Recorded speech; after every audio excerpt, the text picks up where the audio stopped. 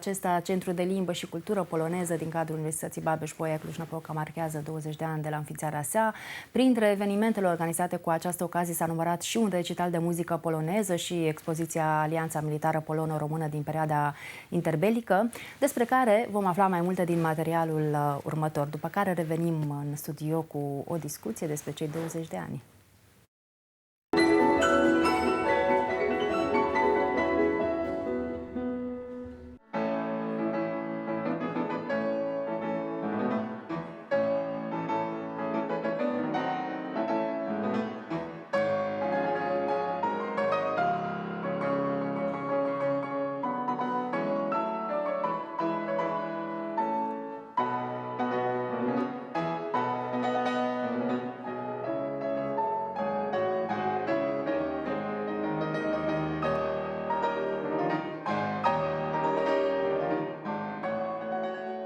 Anul acesta sărbătorim cu mare bucurie 20 de ani de la înființarea Centrului de Limbă și Cultură Poloneză al Universității Babeș-Bolyai la Cluj.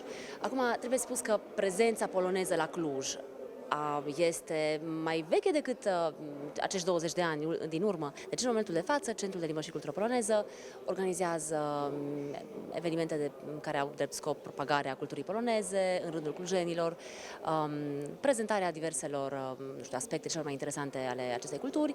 Organizăm set de jocuri și celebrăm cele mai importante sărbători poloneze. Facem ce putem să apropiem clujenii de kultura poloneză și să clădim poduri între unii și alții. Język polski istnieje na Uniwersytecie UBB w Klużu w ramach Fakultetu Slawistyki i jest to lektorat języka polskiego. Ja tutaj jestem skierowana przez NAWę, Narodową Agencję Wymiany Akademickiej, i jestem tutaj już 3. rok. Kluż jest przepięknym miastem i ma wiele wspólnego z Polską.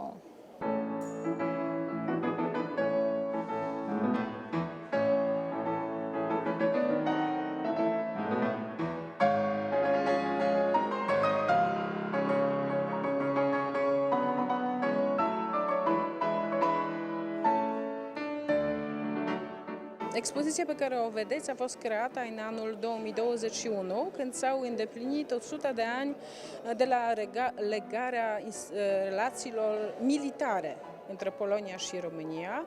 Atunci, în 1921, pe 3 martie, s-a semnat prima alianță între țările noastre și ne-am gândit că ar fi interesant să reamintim polonezilor, dar și românilor, ce prietenie, ce relații bune am avut în perioada interbelică.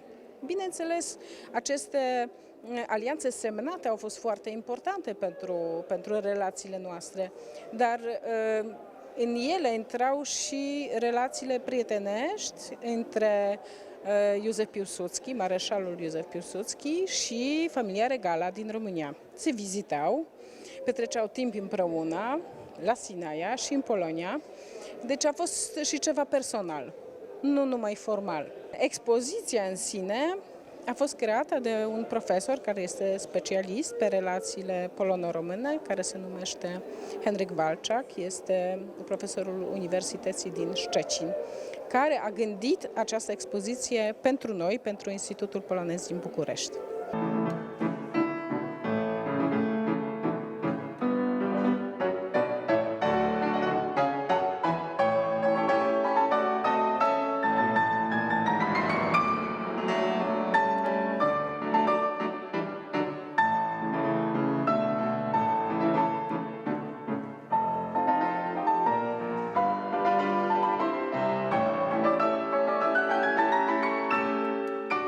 Jeśli chodzi o nasze centrum, w tym roku obchodzi 20. rocznicę istnienia.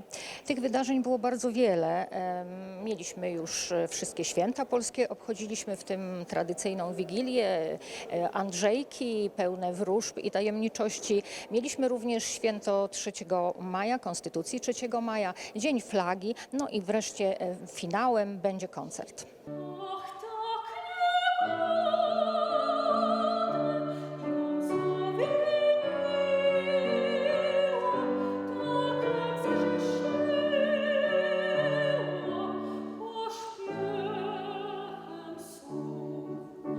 Wiesz,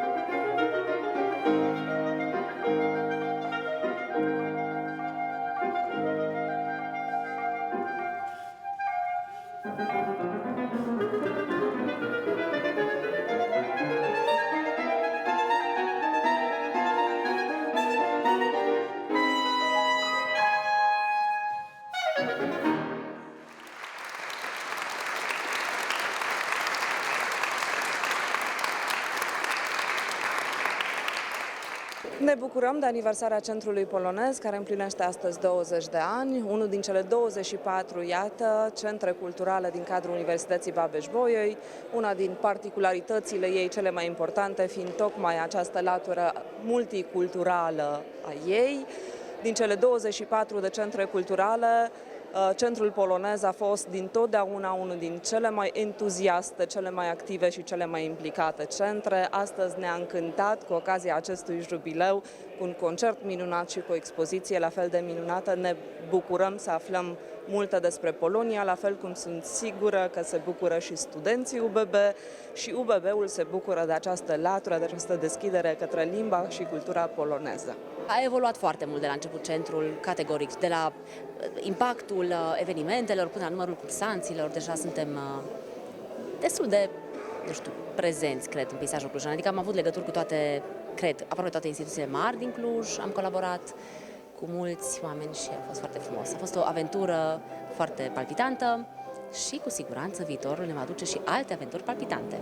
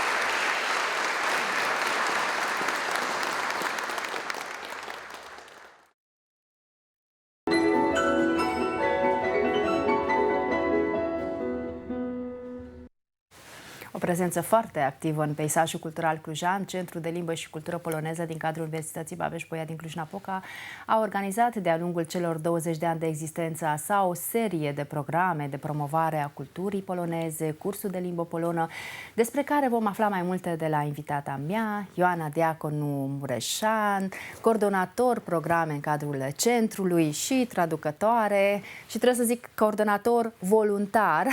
Da, Faci multă muncă de voluntariat. Bine ai revenit la noi în studio, Ioana. Mulțumesc pentru invitație, Maria. Bine v-am găsit pe toți. Și stolat, da? Stolat, la da, mulțumesc. Centrului. Mulțumim, da.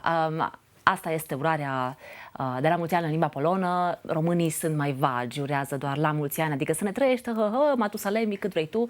Dar polonezii sunt foarte preciși și în asta, adică 100 pe ceas, fix, fac, nu ne jucăm. 100, da, acolo să te oprești. Eu zic așa că dacă batem 100, nu-i rău. Nu-i rău deloc. Românizăm așa, mai dăm mai românește, nu-i problemă.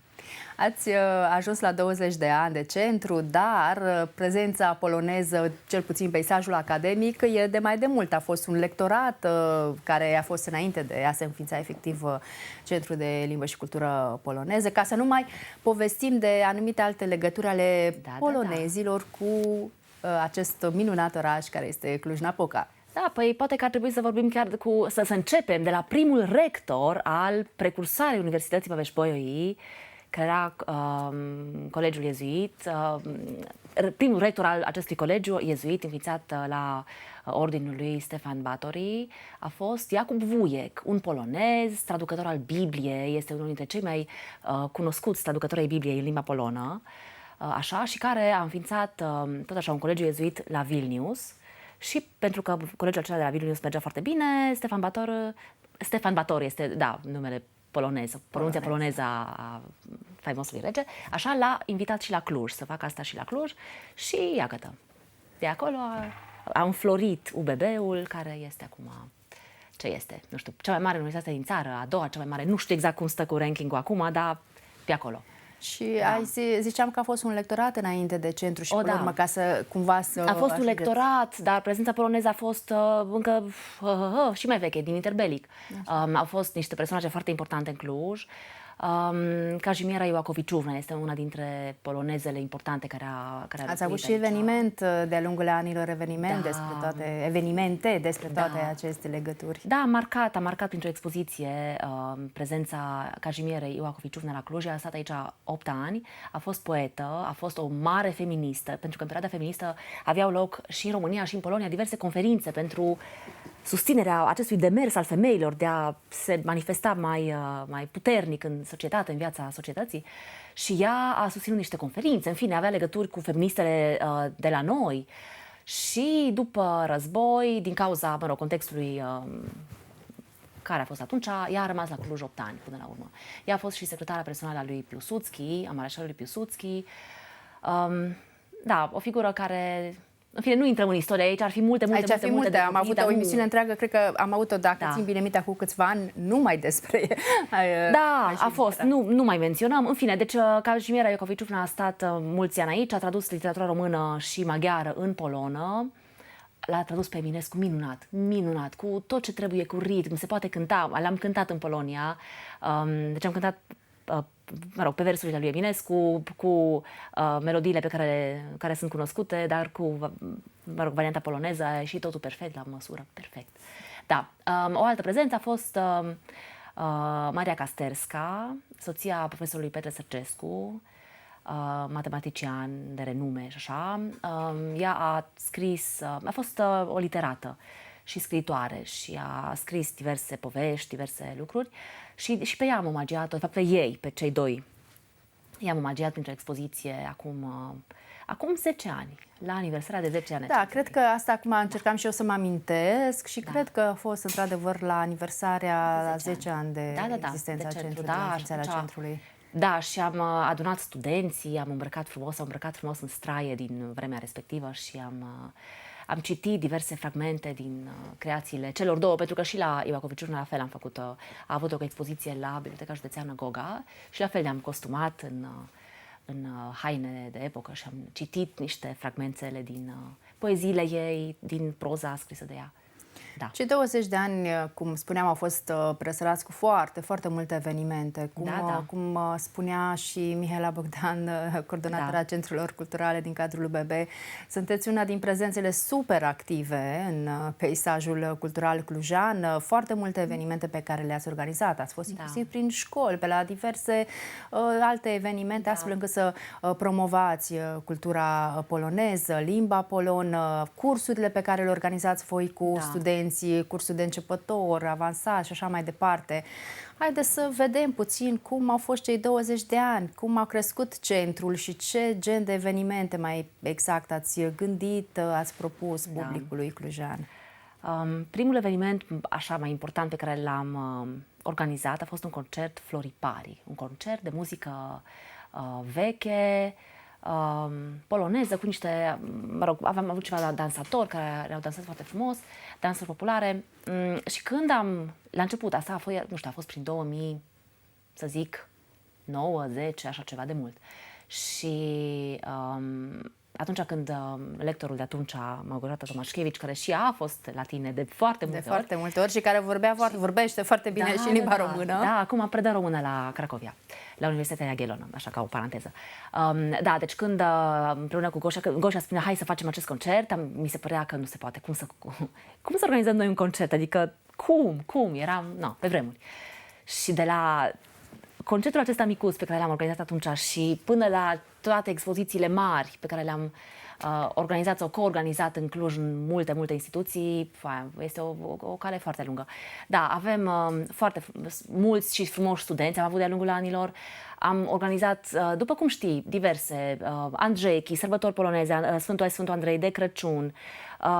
Mai nou organizăm și de Ziua Constituției, adică de sărbătorile, de Ziua Independenței, Ziua Constituției, sărbătorile naționale poloneze. Ne întâlnim Andreichi, da. că Sfântul Andrei, sărbătoarea Sfântul Andrei, care este foarte bogat așa în vrăj și magie. Vrăj. Vedem chiar acum în imagini. Da. Te-am văzut vrăjind de atâtea ori, ai devenit expertă. În ghicirea viitorului pe termen mediu și lung, nu pe termen scurt, pentru că este prea verificabil, prea ușor verificabil și nu.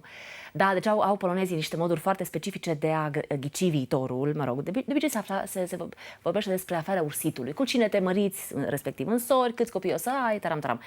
În diverse moduri specifice.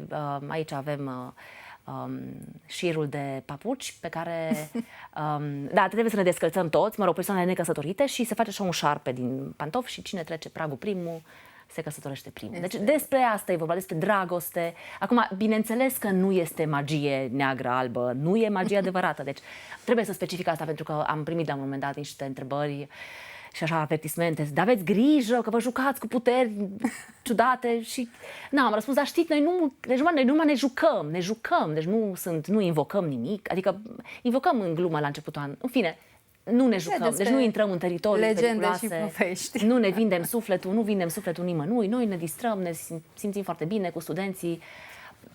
Când afli că o să ai 15 copii, dar nu chiar te gândești că o să chiar ai 15 copii, dar poate că o să ai 15 copii, dar cumva nu se știe. Da, nu se știe.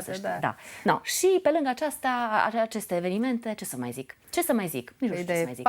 De Crăciun, și de Crăciun, și avem întotdeauna alături de noi pe părintele Heniec, care este Henryk Urban, este un călugăr iezuit la Centrul Spiritual Manresa, care vine alături de noi și cântăm colinde, după cum se și vede aici, de Crăciun în fiecare an cu studenții.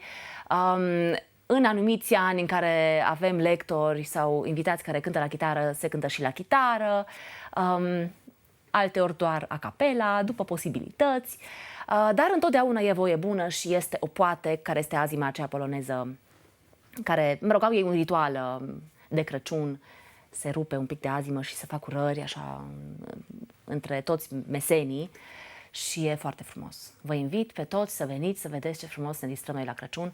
Toate evenimentele astea sunt... Uite, aici este sediul vechi. Am schimbat sediul între timp. Uite, vezi că mi-aduc aminte de... Aici este sediul nou deja. Da, ne-am schimbat sediul acum vreo, 2018, câți ani au trecut, câțiva ani. Așa și... Da, am schimbat sediul, dar uite, unii oameni sunt aceiași care au fost alături de noi de la începutul până acum. Cine sunt acești oameni despre care tot povestim? Sunt studenți, fost studenți, sunt prieteni ai limbii, ai culturii poloneze, exact. Sunt chiar polonezi care fie că au venit, s-au căsătorit, vorbim despre căsătorii mixte. Deja. Sunt multe familii mixte, căsătorii mixte, dar au și copiii vorbesc polona. Vin și se joacă la noi la centru, avem totdeauna niște jucărele și pentru ei. Da, deci sunt acești, iubitori ai culturii poloneze.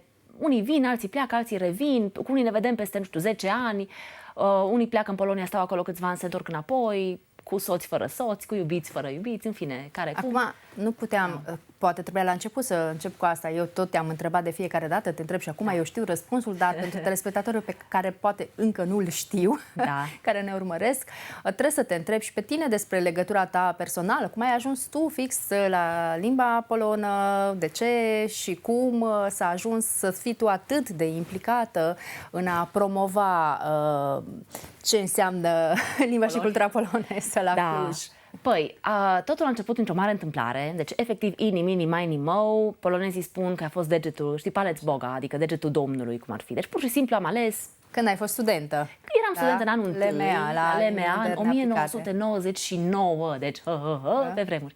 Și vreau și o limbă exotică și am ales polona, erau vreo 6 disponibile la vremea aceea, m-am gândit că o să am și ce face cu limba asta și nu am greșit. După care, bineînțeles că a venit și o mare iubire și a continuat iubirea și uite că e o iubire de 20 de ani care continuă. Care tot continuă. Tot continuă, da, și sper să nu se oprească. Iubirea merită să meargă înainte forever. Eu am început să lucrez la Centrul Polonez în 2007. Deci centrul este din 2003, eu în 2007 deja eram acolo. Și la început am predat doar, apoi, după cum se și vede, am continuat cu evenimentele. Aici sunt poveștile noastre cu care mergem în deplasare, după cum spun eu, merg prin școli, mă întâlnesc cu clase. Aici suntem într-un centru comercial unde a fost ceva zi poloneză. Da, și a fost un pic ciudat să dansăm poloneza printre raioanele și printre, cum se numesc, vitrinele cu carne și cu diverse produse, dar na, de ce nu? Se poate dansa oriunde. Și de obicei, după ce spun povești, copiii desenează poveștile, mă rog, imaginea, ilustrația preferată din poveste. Da, deci suntem peste tot, unde consideră lumea că ar fi interesant să apărem, țop și noi. Da. Bineînțeles, zilele Clujului, iarăși anul ăsta ați fost nelipsiți. Ca în fiecare an de la prima ediție. V-am văzut de fiecare dată. Da. E o mare bucurie. E o mare bucurie să te întâlnești, pentru că, acum, e drept că eu promovez cultura poloneză, dar, de fapt, nu e numai asta. E o apropierea dintre oameni. Asta îmi place mie să spun că fac. Construiesc poduri. Sunt în construcții, lucrez în domeniul construcțiilor. Ei construiesc poduri între aceste două culturi. Da, aici suntem la parada de Zilele Clujului. Da. Și nu numai între români sau între cultura românească, polonă, pentru că, de exemplu, chiar la Zilele Clujului este acea parte de multiculturalitate care este inclusă tot timpul în cadrul Zilelor Clujului și acolo vă întâlniți și cu alți actori culturali multiculturali, de fapt, din Cluj. Da, pentru că suntem toți, practic, locuim într-un mare sat global și chiar așa este, deci suntem toți împreună, avem foarte multe elemente comune. Toate culturile acestea, chiar dacă n-ai zice, da, chiar sunt. Și da, e foarte frumos să construiești, să vezi că de fapt suntem la fel toți. Toți pe lumea asta. Aici învățam limba polonă. Da, cursurile de limbă polonă sunt un element important, foarte important în cadrul centrului. Povestește-ne puțin despre aceste cursuri. Cine se poate înscrie? Ce fel de cursuri sunt? Cum se desfășoară ele? Oricine. Deci sunt pentru absolut oricine. Deci nu trebuie să fie neapărat student în cadrul universității? Nu trebuie să fie nici măcar studenți cursanții noștri. Deci avem cursanți care sunt într-adevăr studenți încadrați într-o formă de studiu la UBB sau la alte universități, dar avem cursanți care au terminat de mult școala, adică am avut cursanți de, 60 de ani. Deci am avut cursanți la pensie, pe care noi îi primim cu drag de fiecare dată. Am avut cursanți în acești 20 de ani care nu vorbeau limba română. Deci am avut perioade în care a venit câte un cursant care era, student Erasmus din Cehia, să zicem. A stat un semestru la Cluj și a zis, hei, hai să învăț și eu limba polonă, că sună bine. Și atunci am ținut orele de polonă în română și în engleză, ca să aibă acces și respectivul student. Deci am avut perioade în care am avut studenți care nu vorbeau limba română sau vorbeau puțin limba română și atunci ne-am descurcat. Deci e foarte fain să vii. De ce? Pentru că noi toți învățăm unii de la alții. Și e foarte fain să vezi că și eu ca profesor care fac asta de mulți ani, atunci când vine cineva și aduce o altă perspectivă asupra unei chestii simple, gen, acuzativ, ce e așa de interesant la acuzativ? Un timp, în fine, nu contează, da. Dar tot descoperi chestii noi. O legătură, un arhaism din limba română sau un cuvânt din nu știu ce limbă care poate avea rădăcini comune, Deci ne distrăm foarte, foarte bine la aceste cursuri de polonă. Sunt organizate pe mai multe niveluri. Studenții nu plătesc, cursanții ceilalți plătesc. 300 de lei pe semestru, 600 pe an. Modic. Așa, dar noi nu umblăm cu mătura după ei să ne asigurăm că... Așa, în fine, deci e o atmosferă relaxată. Ne distrăm și facem chestii serioase, distrându-ne. Uite, și în pandemie, aici eu mă chinuiam să găsesc nu știu ce buton, da, și în pandemie am ținut orele, bineînțeles, online, ne-am chinuit cu platforme, am ținut și, uite, Crăciunul online. Cine își putea imagina că se pot cânta colinde așa, online? Uite, am reușit. Am avut Andrzeiki online. Aici avem seriile de jocuri, foarte de succes seriile noastre de jocuri. Chiar acum vom primi niște jocuri, de-abia aștept, peste vreo săptămână, cred. Jocuri istorice, pentru că polonezii, știți că polonezii au o mare iubire pentru istorie în general și atunci au foarte multe jocuri istorice prin care putem face cunoștință cu istoria, dar într-un fel foarte fain, ludic. Și avem, în fiecare... Cam o dată pe lună, cam așa avem set de jocuri, dar nu neapărat, depinde. Depinde foarte mult de ce facem și câte evenimente sunt altele în afară de asta. Așadar, în timpul cursurilor doar învățați gramatică, literatură sau așa și evenimentele sunt separate, învățați câte puțin sau câte ceva din cultura poloneză. Deci cursurile se țin cu sfințenie, o dată pe săptămână. La început erau de 2 ori pe săptămână, dar acum, pentru că lumea lucrează, foarte mulți studenți lucrează. Din cauze economice în special, pentru că Clujul nu este cel mai ieftin oraș. Și atunci foarte mulți lucrează și cursanții noștri și așa. Și atunci ne întâlnim o dată pe săptămână, de obicei seara de pe la 6, dar nu-i obligatoriu, depinde foarte mult de grupele din fiecare an. Și apoi o dată pe săptămână, de obicei sau la 2 săptămâni sau când se nimerește, mai avem câte un eveniment prin care învățăm alte lucruri. Câte o prelegere de unor invitați care vin să ne vorbească despre diverse, nu știu, despre interpretariat, despre capcanele limbii polone, despre Janusz Korczak, despre, zic și eu acum la întâmplare. Și pe scurt, ce mai pregătiți repede Așa, pe scurt. Anul acesta? Anul acesta, deci aceleași eternele evenimente pe care nouă ne place să le organizăm, pentru că noi suntem constanți. Deci noi facem același lucru de foarte mult timp, dar facem bine și așa. Vrem să ne concentrăm foarte tare pe o mai bună promovare și pe mai bună recrutare. Pentru că am senzația că aici, adică nu e o senzație, e o realitate, stăm prost la capitolul ăsta. Vrem să ieșim mai tare, să afle și mai multă lume de noi. Și continuați evenimentele și continuăm, deci noi mergem înainte. Și sunteți prezenți pe paginile media, social media, unde puteți să pot afla mai multe detalii despre voi. Îți mulțumesc foarte mult, Ioana, încă o dată Stolat Centrului.